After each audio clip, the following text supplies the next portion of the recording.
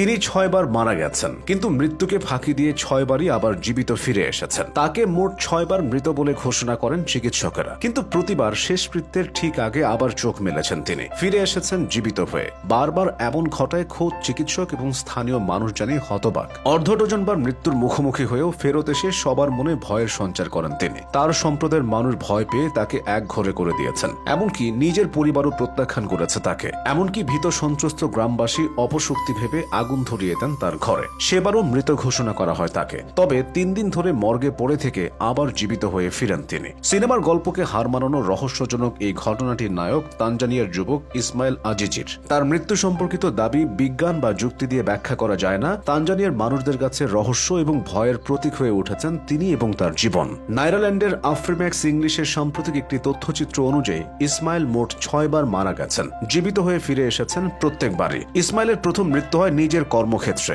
গুরুতর দুর্ঘটনার কবলে পড়েন তিনি। মৃত ঘোষণা করা হয় তাকে। মৃতদেহ রাখা হয়েছিল মর্গে, কিন্তু যখন দাফন করার প্রস্তুতি চলছিল তখন হঠাৎ করে চোখ মেলেন তিনি। শেষকৃত্যের ঠিক আগে উঠে বসেন। আফ্রিম্যাক্সকে ইসমাইল বলেন, সবাই আমায় মর্গে নিয়ে গেল। ওখানে প্রচন্ড ঠান্ডা অনুভব করলে আমি ঘুম থেকে উঠে পড়ি। সৌভাগ্যবশত মর্গ বন্ধ ছিল না। আমি বেরিয়ে আসি। আমার পরিবার এবং প্রতিবেশীরা আমাকে দেখেই ভয় পেয়ে যান। তখন তারা শেষকৃত্যের প্রস্তুতি নিচ্ছিলেন। আমাকে দেখে পালিয়ে যান। এরপর ইসমাইলের মৃত্যু হয় ম্যালেরিয়ায় আক্রান্ত হয়ে। সেবারও মৃত ঘোষণা করা হয়েছিল তাকে, কিন্তু ফের সমাহিত হওয়ার ঠিক আগে আগে চোখ খোলেন তিনি। আবার হতবাক হয়ে যান পরিবার পরিজনেরা। ভয় ছড়ায় গ্রামবাসীদের মধ্যে। সেখান থেকে বিষয়টি আরো চাঞ্চল্যকর হয়ে ওঠে। এরপর একটি গাড়ি দুর্ঘটনা, সাপের কামড় এবং সেপটিক ট্যাঙ্কে পড়ে যাওয়ার পরও মৃত ঘোষণা করা হয়েছিল তাকে, কিন্তু প্রতিবার একই ঘটনার পুনরাবৃত্তি। শেষকৃত্যের ঠিক আগে আগে নাড়াচাড়া শুরু করে মৃতদেহ।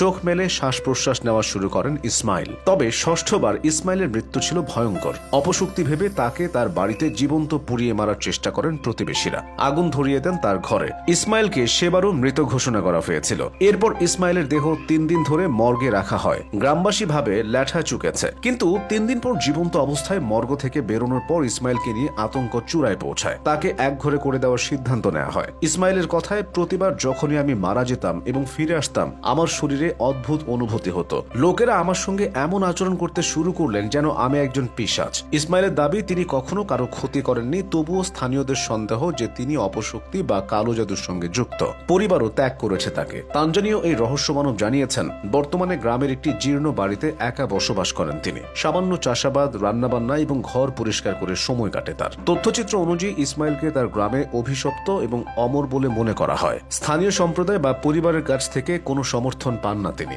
এত কিছুর পরও ইসমাইল কিন্তু শান্ত, কোনো বাহাসে নেই, কোনো উচ্চ বাক্য নেই তার। আগ্রহী মানুষের জবাবদিহি করতে করতেও ক্লান্ত হয়ে যান তিনি। সুযোগ পেলেই অনেকে জানতে চান মৃত্যুর পরের অভিজ্ঞতা কেমন, সেখানেও কি আছে অন্য কোনো জগৎ। নির্বিকার ইসমাইল নিজের মতো জবাব দেন অথবা দেন না, তবে কখনো কারো সাথে বিতণ্ডায় জড়ান না তিনি।